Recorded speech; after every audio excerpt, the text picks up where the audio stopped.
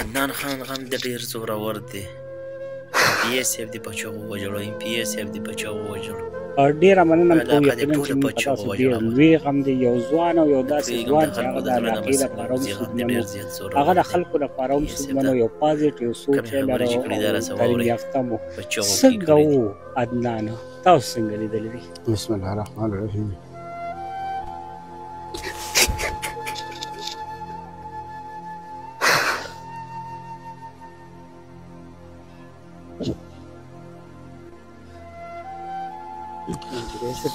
دا خو د سینې د پرچا غوندې حالات راځي. پوه شو حوصله وکوئ. فکر دغه عدنان خان د پړانګار یو د یوت د نوجوانانو سینیر نایب صدر مو د ضلع ممن او دا یو شریف النفس بهادر مخلص. زه به چې دې کې کومې کوالټۍ نه وي چې هغه دکې نه وي. چې کله به د پارټۍ څه دغه شو نو هغه به دا به په پرنټ باندې روان و. ما ورته اکثر به ویل مال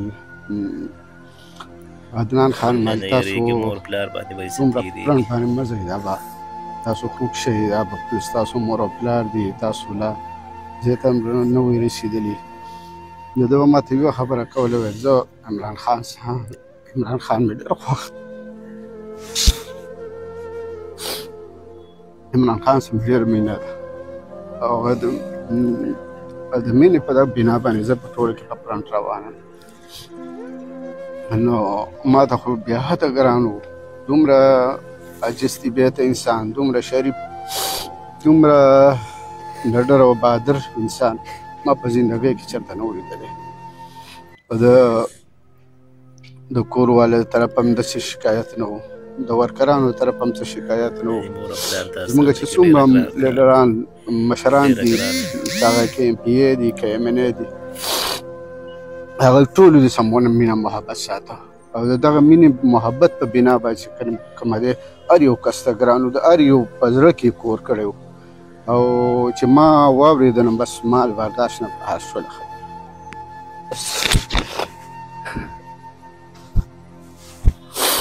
MPA صاحب هغه موږ خو چې څونه لیدلي دي نو هغه د علاقې د پرمختګ دپاره خبره کوله. هغه وایي چې زموږ دغه علاقه کې کومې محرومۍ دي چې دغه محرومۍ ختمې شي. تاسو سره چې به کېناستو په هغې وخت کې به تاسو سره خپلې بلکل ما سې د دلته د دوی ورور و، ما سه به اکثر په دې باندې جګړه وویل. ما ته د خپل تر علاقې والا کسان وایي چې ته دا رور نه کوې. ما ته یې سوال وکړو چې هېڅ هم دننه غواړم دا رور پکې واچوه چې دا رور وشي، ځکه چې د خلکو ډېره ذهني مسله ده. ما ورته وویل انشاءالله لومړی دغه به زما دا چې پریارټي چې دا رور را انشاءالله ستاسو چې مو واچولی من دی. خو بس هغه ADP په DDI کې هغه دغه لا DDC ته دغه شوی نه دی، مخکې شوی نه. انشاءالله دا به زه اوس په پریارټي بیسس کوم، ټول هر څه به پرېږدم، دا به کوم او د ده په نوم باندې بیا کوم. بس الله دې زموږ ورکرانو له زموږ مشرانو له د صبر توفیق ورکړي او د دوی والدینو له، ځکه چې د یو داسې هلک نه محرومه شو چې د علاقه پې چې کومه دی محرومه پاتې شوه، د علاقه پې د آبادۍ له ترقۍ نه وروسته پاتې شوه. نو الله دې رحم وکړي، الله دې کرم وکړي، خدای پاک دې د دوی له صبر وکړي او د ده جنت فردوس دې الله پاک د ده نصیب کړي. او انشاءالله موږ به د دوی والدینو سره شانه به شانه ولاړ یو. د ده قربانۍ د ده دا چې کوم وفات شو انشاءالله دا به رایګه نه ځي، د هغه حده پورې به موږ ځو څو پورې چې د ده دشمنان کفري کردار ته نه یې رسولي.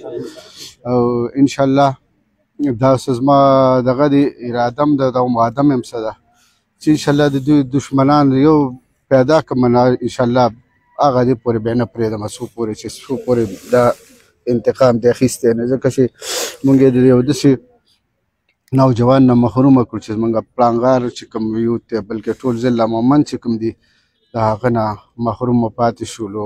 د هغه چې کومه دی د هغه د مینې محبت طلبګار هغه ټول پرې میدان کې بیا سرې پاتې شو. انشاءالله موږ به ورسره یو، موږ به په یو شکل هم د ده نه وروسته کېږو. نو بس دغه د ټایم انتظار د انشاءالله ټایم به راشي، الله پاک به دا ټولې مسلې انشاءالله د خیر کړي او د دوی مور او پلار سره انشاءالله دا خو د برداشت نه بهر د خو الله دې د دوی د مور او پلار له صبر ورکړي چې دومره یو ښه نوجوان دی، یو نادر یو بهادر نوجوان چې کومه دی هغه د دې دنیا نه راخلت وکړو او نامعلومو خلکو ویشتو انشاءالله. دا به نامعلومه خو به موږ معلوموو څو پورې چې دا موږ معلوم کړي نه انشاءالله د هغې نه به نه قلارېږو.